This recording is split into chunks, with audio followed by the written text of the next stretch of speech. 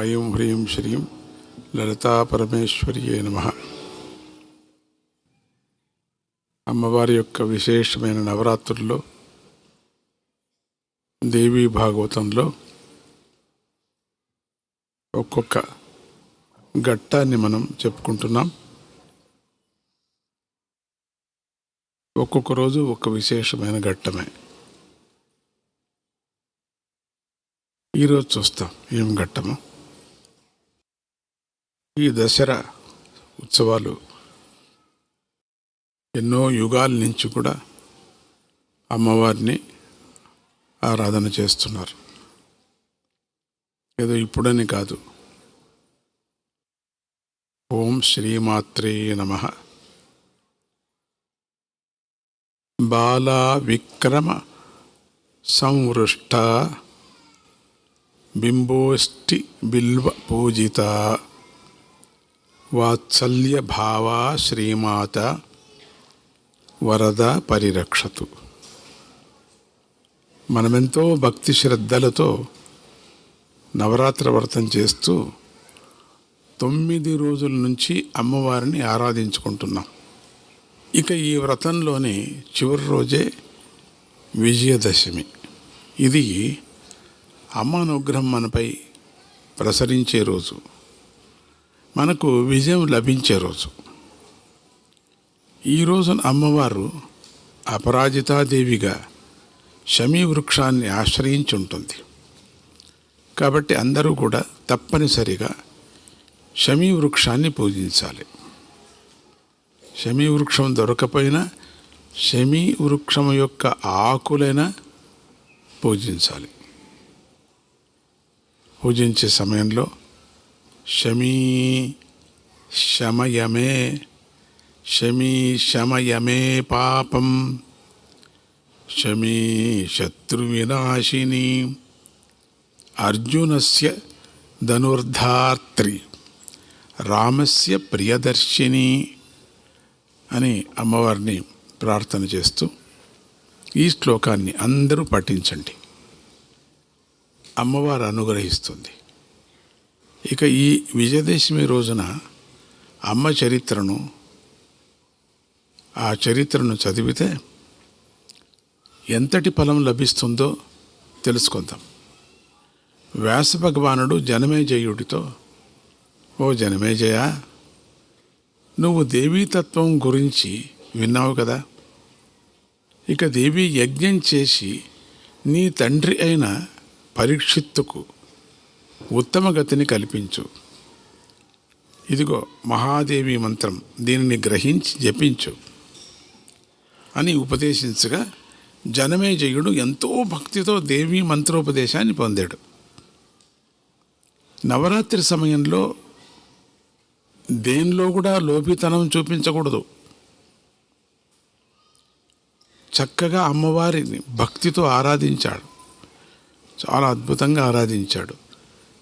దేవీ భాగవత పురాణ పారాయణం కూడా జరిపించాడు.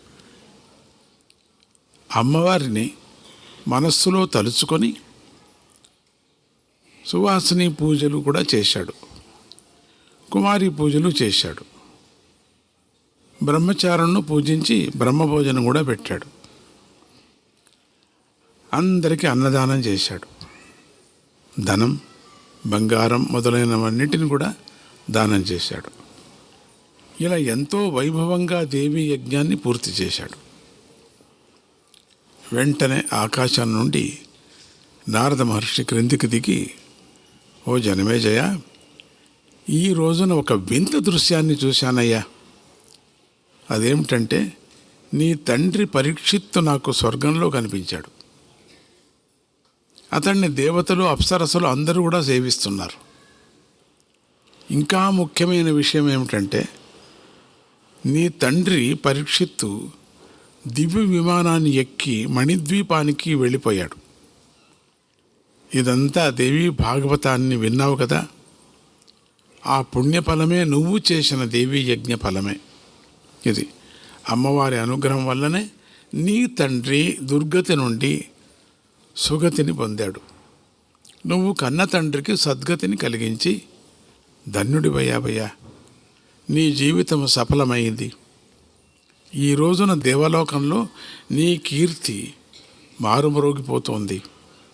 ఈ సంతోషం పట్టలేక ఈ శుభవార్తను స్వయంగా నీకు చెప్పాలని వచ్చాను అన్నాడు. అందుకు జనమేజయుడు ఎంతో పులకించిపోయాడు. నారద మహర్షికి ఎంతో భక్తితో నమస్కారం పెట్టాడు. ఆనంద బాష్పాలు రాలుస్తూ వ్యాస మహర్షి యొక్క పాదాలకు కూడా నమస్కారం పెట్టి, ఓ మహర్షి, ఇదంతా నీ అనుగ్రహమే. నువ్వు నాకు దేవీ అనుగ్రహం కలిగించేలాగా చేశావు. నేను నీకు ఎలాంటి ఉపకారాన్ని కూడా చేయలేను. నన్ను అనుగ్రహించు అన్నాడు. అప్పుడు వ్యాస భగవానుడు అతన్ని ఆశీర్వదించి ఇలా అన్నాడు, ఓ రాజా, నువ్వు నిత్యము అమ్మవారి పాదపద్మాలనే ధ్యానిస్తూ ఉండు, ఉపాసిస్తూ ఉండు. దేవీ భాగవతాన్ని రోజు పారాయణంగా చదువుతూ ఉండు. దేవీ యజ్ఞాన్ని భక్తి శ్రద్ధలతో చేస్తూ ఉండు.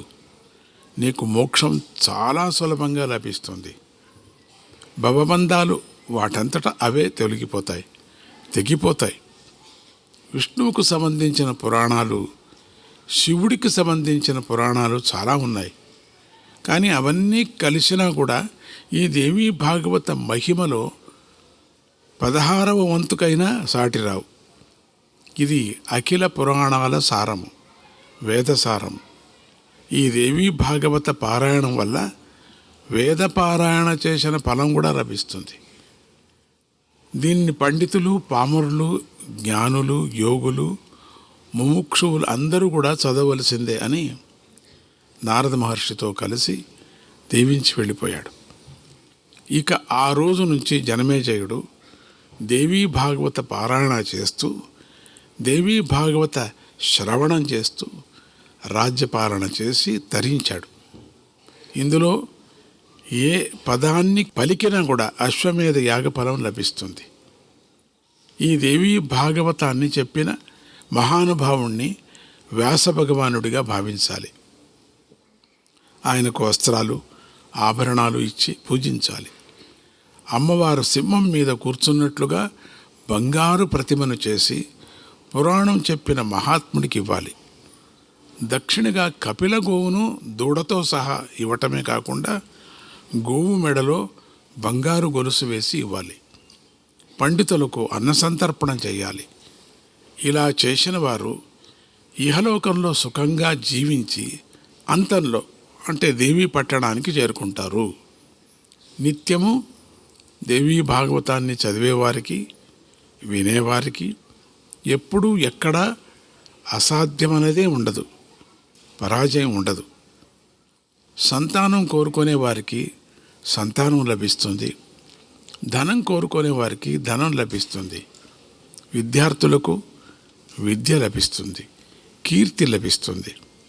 నిత్యము ఇంటిలో ఈ దేవీ భాగవతాన్ని పూజిస్తే లక్ష్మీదేవి ఆ ఇంటిని విడిచిపెట్టి వెళ్ళదు. దుష్టగ్రహాలు ఆ ఇంటి వైపు తొంగి కూడా చూడవు. ఈ పురాణాన్ని నెల రోజులు కనుక పఠిస్తే ఎలాంటి జ్వరాలైనా సరే తొలగిపోతాయి. ఒక్కొక్క అధ్యాయంగా సంధ్యా సమయంలో పారాయణ చేస్తే బ్రహ్మజ్ఞానం లభిస్తుంది. దేవీ నవరాత్రుల్లో చదివితే జగదంబిక చాలా సంతోషించి కోరిన దానికన్నా 1000 రెట్లుగా వరాలను కురిపిస్తుంది. దీనిని ఎవరు పఠించినా కూడా కోరికలు తీరుతాయి. వారి ఇష్టదేవత వారి పట్ల చాలా సంతోషిస్తుంది. ఎవరు ఏ ఉపాసన చేసినా అది అమ్మవారి ఉపాసనే అవుతుంది. ఎందుకంటే అందరికీ మూలం అమ్మే. అందరూ అమ్మ యొక్క అంశలే.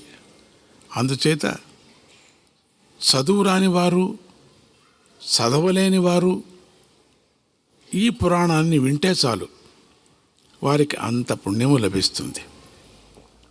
ఇది వేదసారం.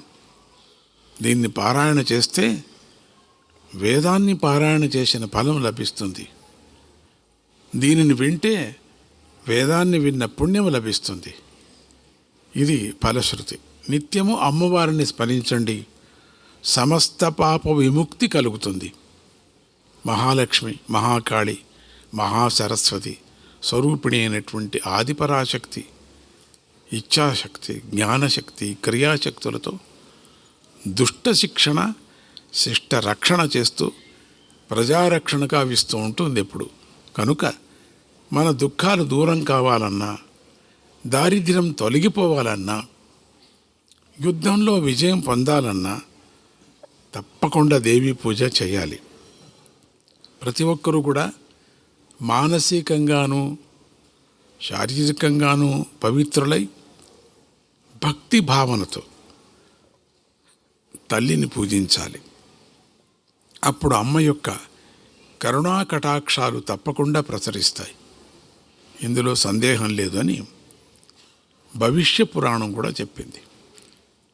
ఈ విజయదశమి రోజున సంధ్యాకాలంలో కొద్దిగా నక్షత్రాలు కనిపించే సమయం విజయ ముహూర్తముగా ప్రసిద్ధి చెందింది. కనుక ఈ సమయంలో చేపట్టిన పనులు, చేసిన ప్రయాణాలు విజయవంతమవుతాయి. శ్రీమాతను శైలపుత్రి, బ్రహ్మచారిణి, చంద్రఘంట, కూష్మాండ, స్కందమాత, కాత్యాయని, కాళరాత్రి, మహాగౌరి, సిద్ధిదాత్రి అని నవదుర్గ రూపిణిగా స్మరించి ఆరాధించండి. శత్రువులను జయించాలని అనుకునేవారు దీనికి సంబంధించిన ఈ ఆశ్వయుజ మాసంలో అమ్మవారిని ఆరాధించాలి. అంటే ఈ దేవికి సంబంధించిన ఈ ఆశ్వయుజ మాసం దేనికి సంబంధించిందంటే దేవికి సంబంధించినటువంటి ఆశ్వయుజ మాసం. అమ్మవారిని ఆరాధించాలి.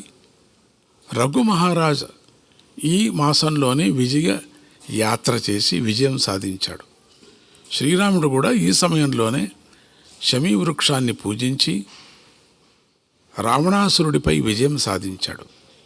అర్జునుడు కూడా ఈ సమయంలోనే శమీ వృక్షానికి ప్రదక్షిణం చేసి పూజించాడు.